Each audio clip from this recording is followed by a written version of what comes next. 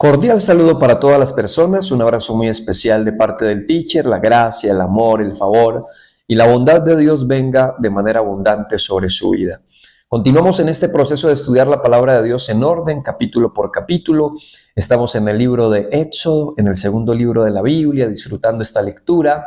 Recuerde darle me gusta cada vez que esté conectado, recuerde compartir este video con otras personas para que también sean edificadas, y me gozo de una manera muy especial poder tener este privilegio de compartir este hermoso estudio, en el que seguimos perseverando y donde le animo a disfrutar la lectura en orden desde el principio de la Biblia. Como siempre, hacemos una corta oración y luego vamos al estudio de la palabra de Dios. Padre, te damos gracias porque eres bueno, generoso, porque nos amas, porque siempre tus palabras son un refrigerio, un alimento, una esperanza. Tus palabras son todo lo que necesita nuestro corazón para tener vida espiritual. Llévanos a madurar, a cambiar y que nos podamos comportar como hijos de los que te sientas afortunado. Bendice cada hombre, cada mujer y cada persona que dispone su tiempo para este espacio en Cristo Jesús. Amén y amén. Vamos a estudiar un capítulo en ocasiones se vuelve difícil de entender para ciertas personas porque toca temas sensibles, y deseo que podamos entender este capítulo, que es el capítulo 21. Recordemos algo especial, y es que el capítulo 20 o el capítulo anterior era un capítulo que nos hablaba acerca de los 10 mandamientos, y en el 21 vamos a ver otro tipo de leyes que hacían parte de ese proceso estructural que se estaba implementando en una nación y en un país que tomaba identidad. Capítulo 21 de Éxodo dice de la siguiente manera: leyes acerca de los esclavos. Estas son las leyes que les darás. Si compras un esclavo hebreo, trabajará durante 6 años, pero al 7º año quedará libre, sin que tenga que pagar nada por su libertad. Si llegó solo, esta parte aquí es importante y quiero que me presten mucha atención, dice: si llegó solo, recordemos, y también quiero hacer otro paréntesis porque alguien podrá decirme, pero venga, los israelitas no acababan de salir de una esclavitud de 400 años, ¿cómo así que uno de los hebreos podía volverse esclavo ya estando en los tiempos de Moisés, donde habían quedado libres de la esclavitud? Pues resulta de que habían personas que terminaban siendo esclavas por temas económicos, ¿verdad? Por deudas, y pagaban con trabajo para compensar aquella deuda que tenían en un momento específico. Entonces, si compras un esclavo hebreo, este podrá estar a tu servicio por más de 6 años, no, sino que al 7º año, dice aquí, al 7º año, esta persona entonces podrá ser libre y no tendrá que continuar en su esclavitud o en su servicio, ¿no? Porque no era una esclavitud sometida bajo maltratos, porque Dios siempre protegía que los esclavos fueran tratados con dignidad, con respeto. No era como en Egipto, eran en condiciones completamente diferentes. Sin embargo, la persona que obviamente terminaba como esclava, vuelvo y hago énfasis, era por temas económicos, por préstamos, que terminaba ofreciendo su vida para el trabajo que obviamente su amo le encomendaba. Entonces dice, si llegó solo, se irá solo. Si tenía mujer, su mujer se irá con él. Vamos para el verso 4. Si el amo le dio una esposa mientras era esclavo y tuvieron hijos o hijas, dice: entonces solo podrá irse el esclavo, ¿verdad? Solo, sin su esposa. Y si el esclavo quiere llevarse, o si el esposo quiere tomar realmente a su esposa y a sus hijos, pues aquí viene un tema complejo, porque dice: si su amo le da a su mujer y ella le da hijos o hijas, y la mujer y los hijos serán de su amo y su esclavo se irá solo. Pero si el esclavo no acepta su libertad porque ama a su mujer, a sus hijos y a su amo, entonces el amo lo llevará ante Dios, lo arrimará a la puerta o al marco de la puerta y con un punzón le atravesará la oreja, así será esclavo suyo para siempre. O sea, esto es un acto de amor. El esclavo está con su amo trabajando, de pronto el amo le da una esposa, de pronto el hombre tiene hijos con la esposa, y aquí la condición se vuelve compleja. Por eso dije que el capítulo 21 es un capítulo complejo a la hora de analizar cada situación y cada verso. Si el hombre que había sido esclavo y que ya le llegó el tiempo de su libertad, pero en esa esclavitud el amo le da una esposa y tiene hijos, él debería de irse solo. Queda en libertad y la esposa y los hijos quedarían del amo. Esta parte es fuerte. Era parte de lo que acontecía en esta época y en esta cultura. Pero si el esclavo determinaba no dejar a su mujer, no dejar a sus hijos, pues continuaba como esclavo y ya permanecía de manera definitiva como esclavo. O sea, permanente, ya su condición era de permanecer allí como esclavo, pero era una esclavitud, vuelvo y hago énfasis, era una esclavitud completamente diferente a la esclavitud de Faraón. Era una esclavitud donde había buen trato, había también amor, y bueno, creo que la decisión de quedarse para el esclavo era una decisión de amor, porque él decía, amo a mi esposa, amo a mis hijos o mis hijas. ¿Qué otro lugar puede ser más importante que estar con aquellas personas que yo amo, así sea en condición de esclavitud como era en aquel entonces? Y posiblemente muchos por amor se quedaban, otros, como siempre en la vida hay de todo, de seguro que tomaban la decisión de decir, yo continúo mi camino, dejando mujer o dejando sus hijos. Entonces, si alguien vende a su hija como esclava, ella no saldrá libre como los esclavos varones. Si el amo decide no tomarla por esposa, porque la muchacha no le gusta, y aquí entra otro tema que puede ser también complejo muchas veces a la hora de la gente leer este capítulo, que es el capítulo 21, donde se habla de las leyes de los esclavos. Esclavos hebreos, no extranjeros, del mismo pueblo que terminaban como esclavos. Entonces, quiero que preste mucha atención a esta parte que voy a explicar. Porque si un esclavo no acepta su libertad porque ama a su mujer y a sus hijos, como estaba diciendo, se puede quedar. El verso 6, entonces el amo lo llevará ante Dios y como estaba diciendo, harán como una ceremonia donde la persona quedaba completamente, ya le pertenecía a su amo en aquel entonces. Pero ya aquí entra otra situación y tiene que ver si alguien vendía a su hija. Esto era algo que acontecía en esta época, ¿no? Que vendían a su hija, obviamente la vendían a una persona honorable, a una persona pudiente y que tuviera la capacidad de mantenerla, ¿verdad? De darle un buen futuro. Era la forma y la manera que se usaba en aquel tiempo y en aquella época. Alguien hoy dirá, yo no voy a vender a mi hijo o yo no voy a vender a mi hija, ¿verdad? Pues en esta época era parte de lo que acontecía.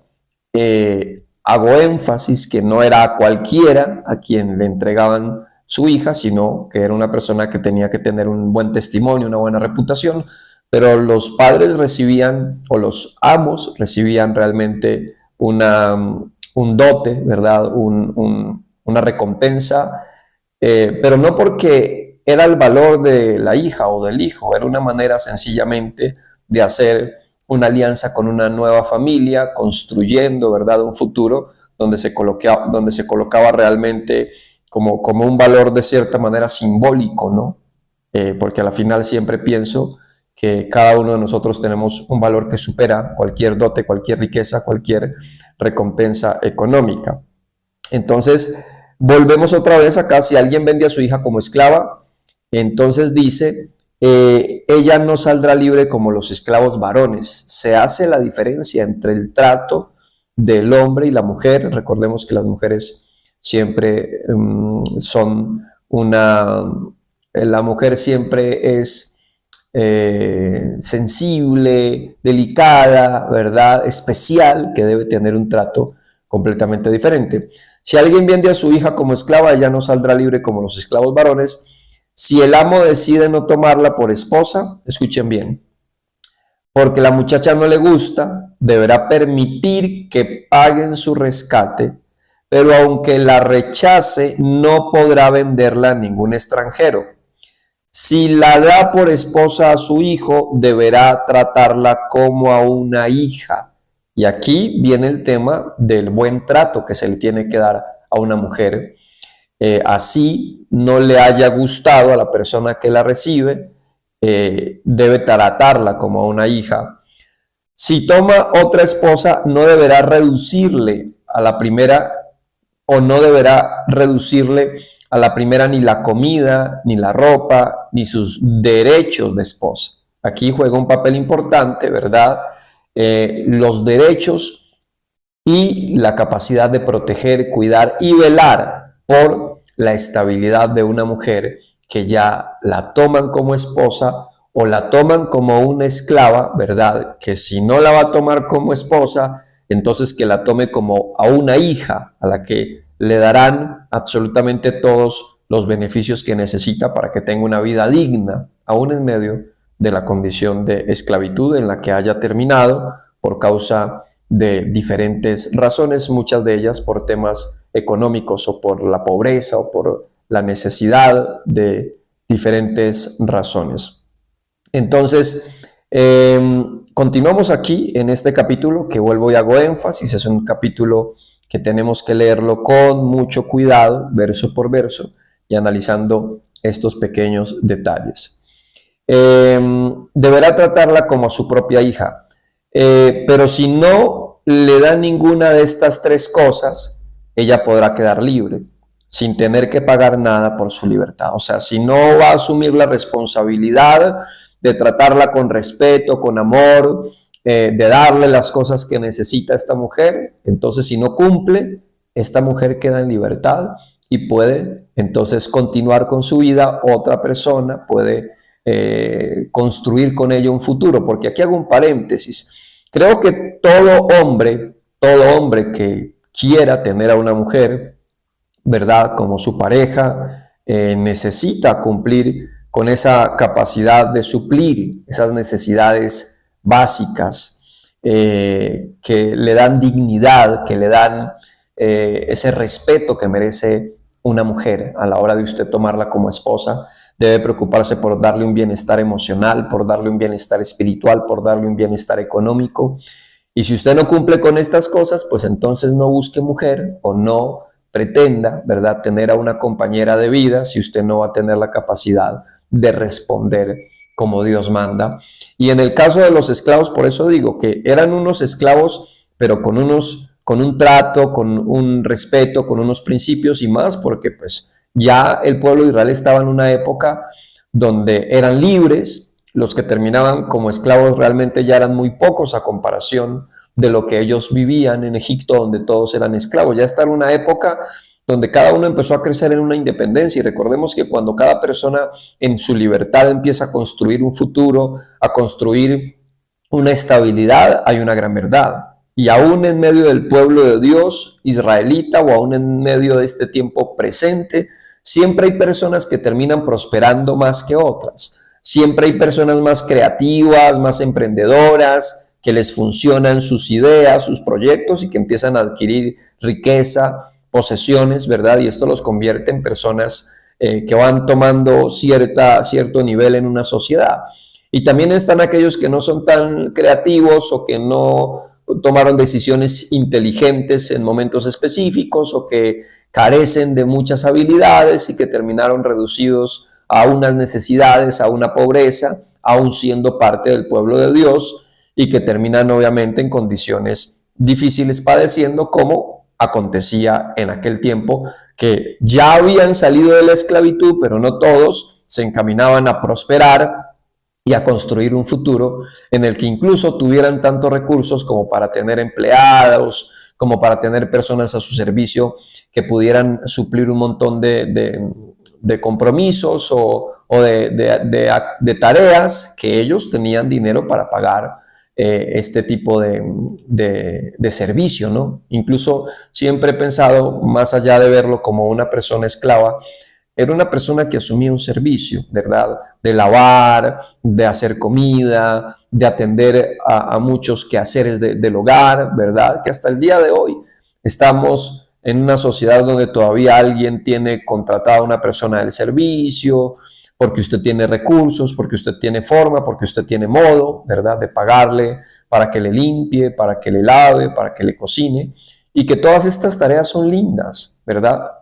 Son lindas y son especiales cuando uno las hace con amor. Cuando uno vive solo personalmente, me toca lavar, limpiar, barrer, y yo lo disfruto. Así que una persona que hace la labor de limpiar, de barrer, es un trabajo digno, ¿no? No podemos verlo como una esclavitud, ¿verdad?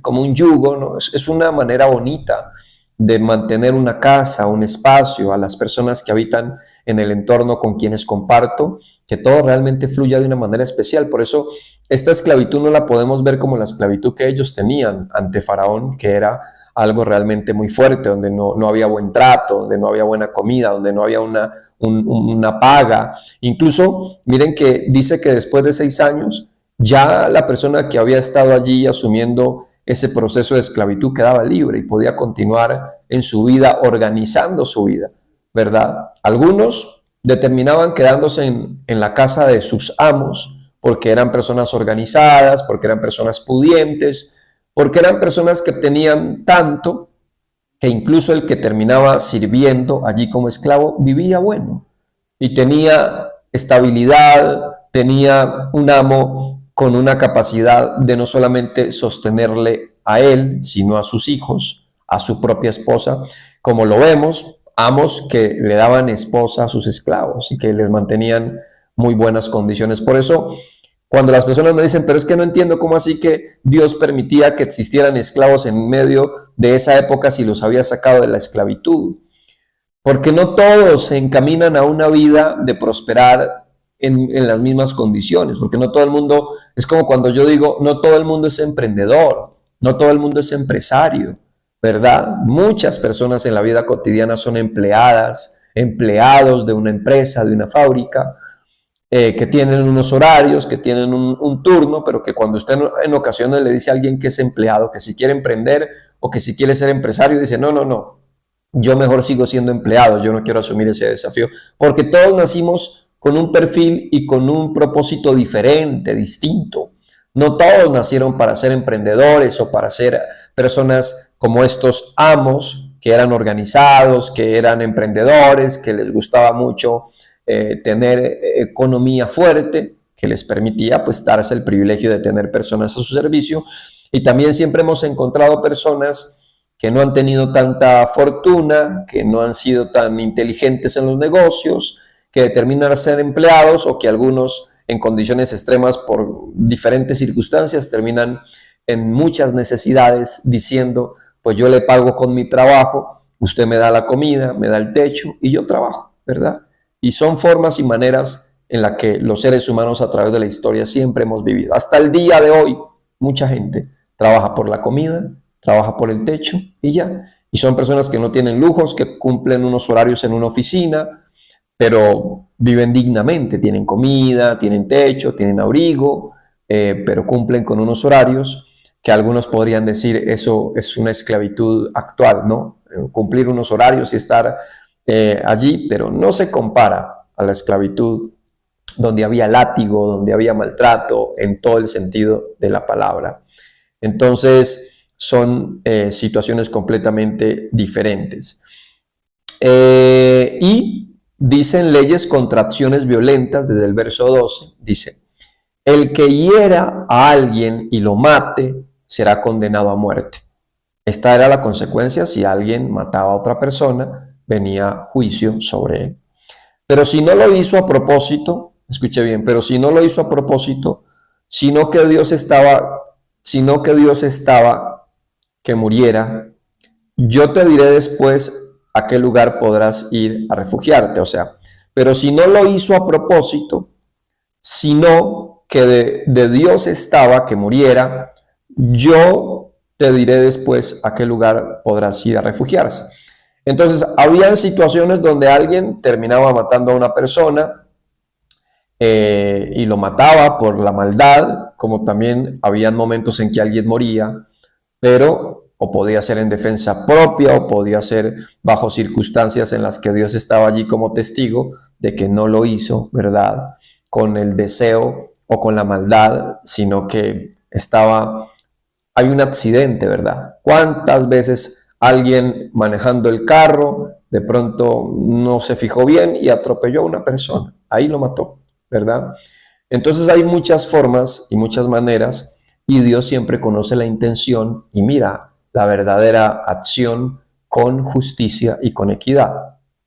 Entonces, cuando alguien mataba a una persona por un accidente, por cosas por el estilo, los llevaban a una ciudad de refugio para que estuvieran allí por cierto tiempo, como en un tiempo de recuperación, ¿verdad? De esta experiencia que no es para nada agradable, quitarle la vida a una persona por accidente o por defensa propia. Pero al que se enojó con su prójimo y lo mató a sangre fría, o sea, ya con esa maldad, con esa malicia, con esa intención, lo buscarás aunque se refugie en mi altar, o sea, aunque se meta en la iglesia, y lo condenarás a muerte.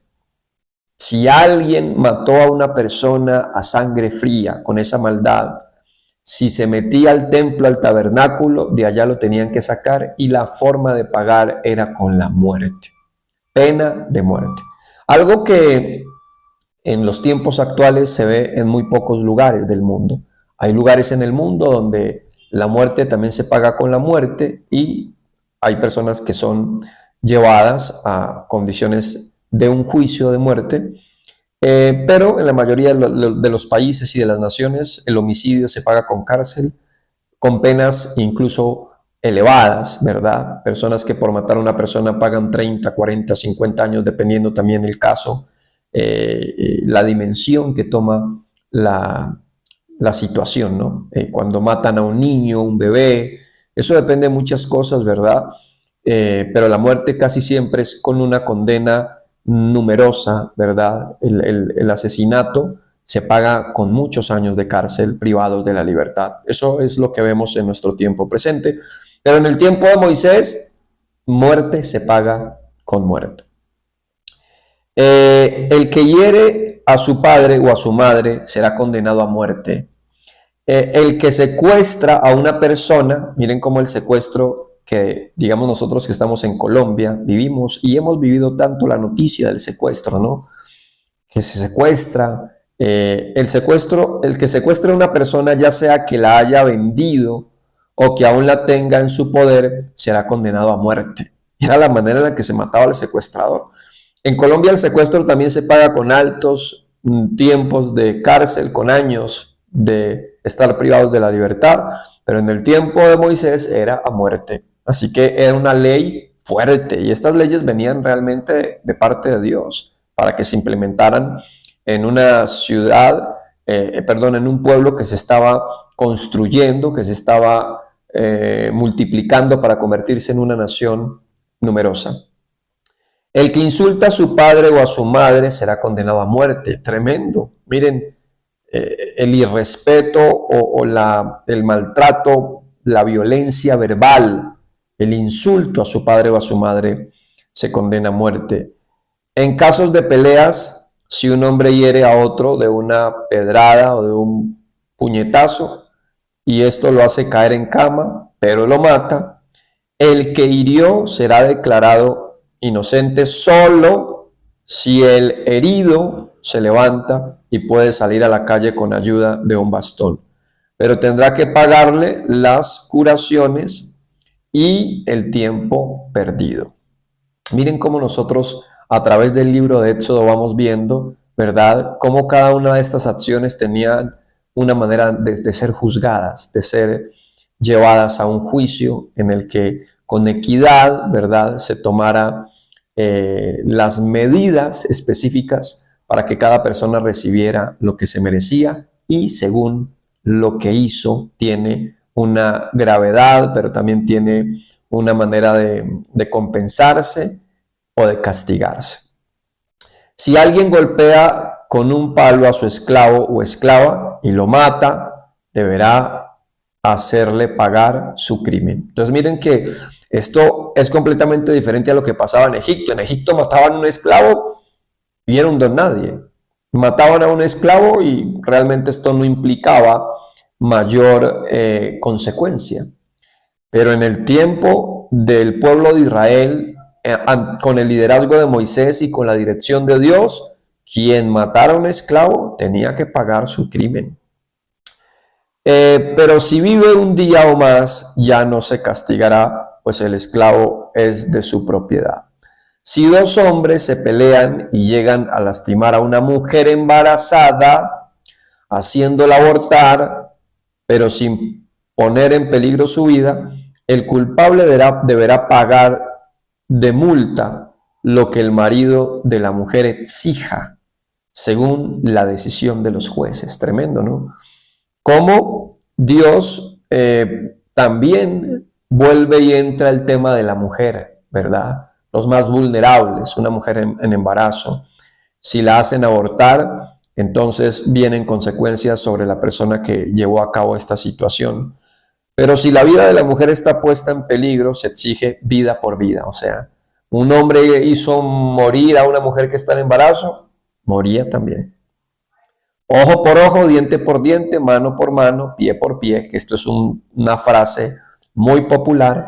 El verso 24, Éxodo 21, 24, para que no lo olvide. Éxodo 21, 24, ojo por ojo, diente por diente. Que al llegar al Nuevo Testamento, escuchamos algo más profundo, ¿verdad? Con este verso que tiene una dimensión donde Cristo nos da unas enseñanzas maravillosas. Pero en este tiempo, ojo por ojo, diente por diente. Verso 25, quemadura por quemadura, herida por herida, golpe por golpe. Si alguien golpea en el ojo a su esclavo o esclava y lo deja tuerto, tendrá que darle la libertad a cambio de su ojo. Entonces mire cómo si alguien tenía un esclavo y había maltrato y había violencia, esto implicaba que la persona esclava quedara en libertad y que también vinieran consecuencias sobre la persona o el amo que fue abusivo y que no actúa conforme la voluntad de Dios. Si le tumba un diente, también tendrá que darle la libertad a cambio de su diente. Imagínense, miren cómo Dios, en medio de estas leyes de esclavos, miren cómo el corazón de Dios es tan bueno, tan generoso, tan justo, ¿verdad? Y tan especial. Por un diente, sencillamente quedaban libres. Verso 28. Si un buey enviaste a un hombre o a una mujer y lo mata, se matará al buey y apedreadas y no se comerá su carne, pero se castigará al dueño del buey. Pero si el buey tenía ya la costumbre de embestir y llega a matar a alguien, o sea, si el animal llega a matar a alguien, se le matará a pedradas lo mismo que al dueño, si es que el dueño lo sabía, pero no hacía caso. Si en vez de la pena de muerte le imponen una multa, tendrá que pagar la multa que le impongan a cambio de su vida. Esta misma ley vale en caso de que el embestido sea un muchacho o una muchacha. Tremenda esta parte, ¿no? Como cuando una persona tiene un animal y el animal ataca a un ser humano, aquí vienen temas delicados. Y esto incluso en el tiempo presente también se ven leyes, ¿no? Cuando alguien tiene un perro o tiene un animal que ataca a una persona, esto también tiene unas implicaciones legales. Si el buey embiste a un esclavo o a una esclava, se matará al buey a pedradas. Bueno, en este tiempo mataban a los animales, ¿no? Que causaban la muerte de un ser humano. Hoy hay un sentimiento tan animalista, ¿verdad? Tan fuerte, que no vemos muchas veces que maten al perro que mordió a una niña que se murió, sino que se interviene al perro y lo ponen en un refugio o en un lugar en el que le ponen profesionales para que estén al cuidado de un animal de este calibre. Si alguien deja abierto un pozo o hace un pozo y no lo tapa, y en él se cae un buey o un asno, el dueño del pozo tendrá que compensar al dueño del animal por esa pérdida, pero podrá quedarse con el animal muerto. Si el buey de alguien embiste y mata al buey de otro hombre, venderá el buey vivo y se repartirá por mitad el dinero y la carne del buey muerto. Pero si se sabe que el buey ha tenido la costumbre de embestir y su dueño no hacía caso, tendrá que compensar al otro dueño con un buey vivo a cambio del muerto, y el buey muerto será para él. Leyes que muestran la justicia, que muestran el amor, que muestran un Dios que va colocando orden, ¿verdad? Que las malas decisiones tienen consecuencias, que nada queda al aire, que todo se va ajustando a la medida de cada circunstancia, de cada situación.